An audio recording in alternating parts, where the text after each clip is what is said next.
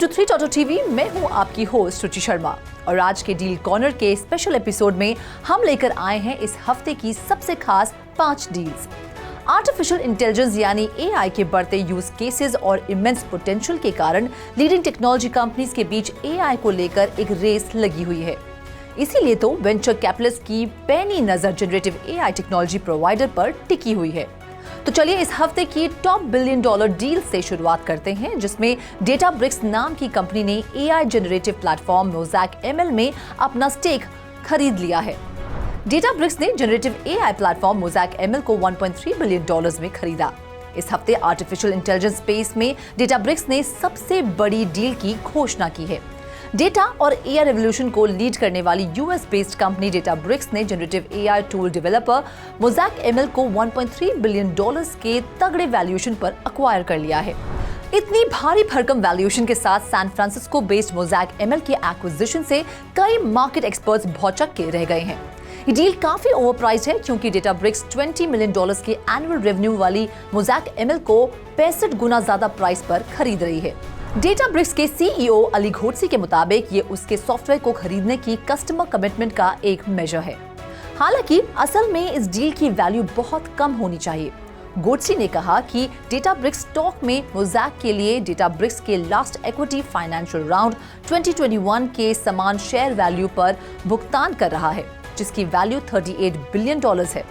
Databricks lake house platform mosaic ML की technology के साथ मिलकर कस्टमर्स को उच्च लागत के बिना अपने वैल्यूएबल डेटा पर नियंत्रण, सुरक्षा और ओनरशिप बनाए रखने का एक सरल और तेज तरीका प्रदान करेगा।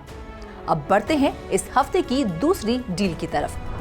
Candy digital palm NFT studio ने मर्जर की घोषणा की।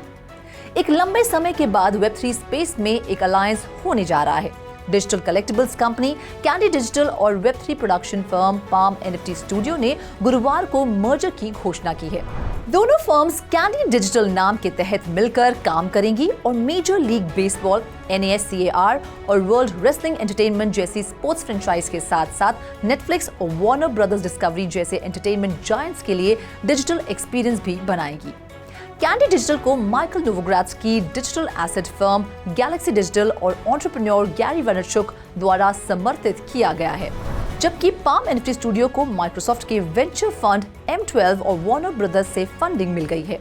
पाम NFT स्टूडियो ने अक्टूबर 2021 में माइक्रोसॉफ्ट से $1.5 बिलियन के वैल्यूएशन पर सीरीज A राउंड में $100 मिलियन जुटाए, जबकि वार्नर ब्रदर्स ने दिसंबर 2021 में $27 मिलियन के फंडिंग राउंड में भाग लिया।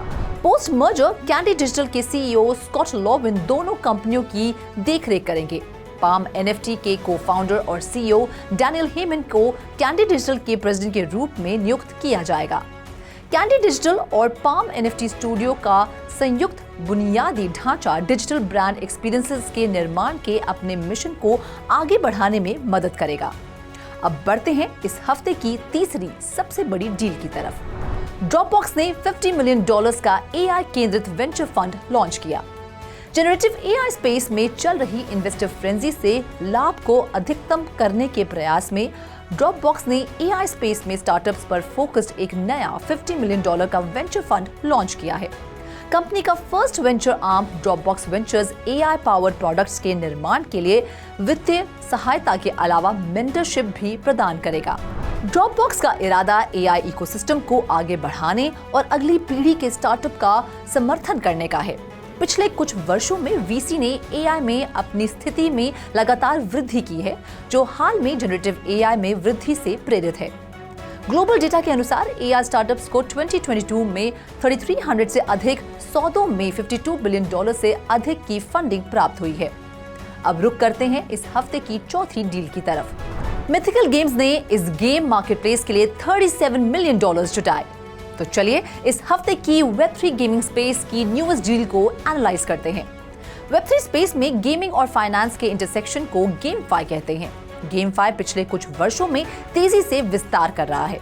वीडियो गेम के पब्लिशर मिथिकल गेम्स ने एक नया मार्केटप्लेस एस्टैब्लिश करने और एडिशनल इनकम जनरेटिंग प्रोजेक्ट्स को परस्यू करने के इरादे से series C1 fund raising round में $37 मिलियन जुटाए हैं।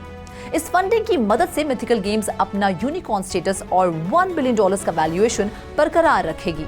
Game developer nitro national world tour की आगामी सीरीज की तैयारी के लिए फरवरी से NFT की प्री सेलिंग में लगा हुआ है।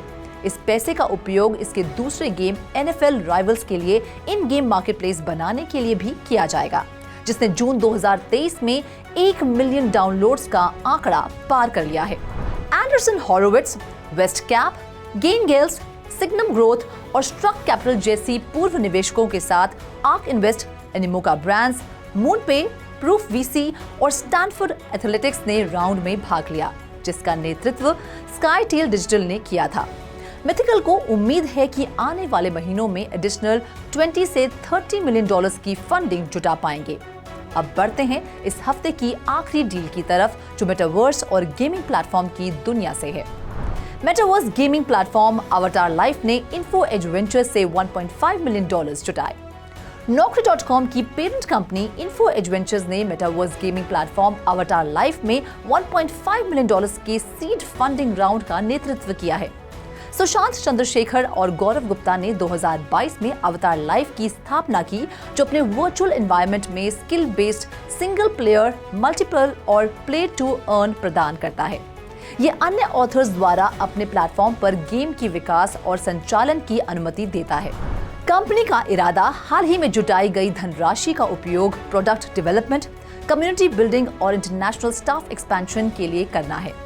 इससे पहले भी इन्फो एज वेंचर्स ने well known fantasy e sports website fan clash और AR बेस्ड टॉय मैन्युफैक्चरर मिराना के 2.5 मिलियन डॉलर्स की फंड रेजिंग का निरीक्षण किया था।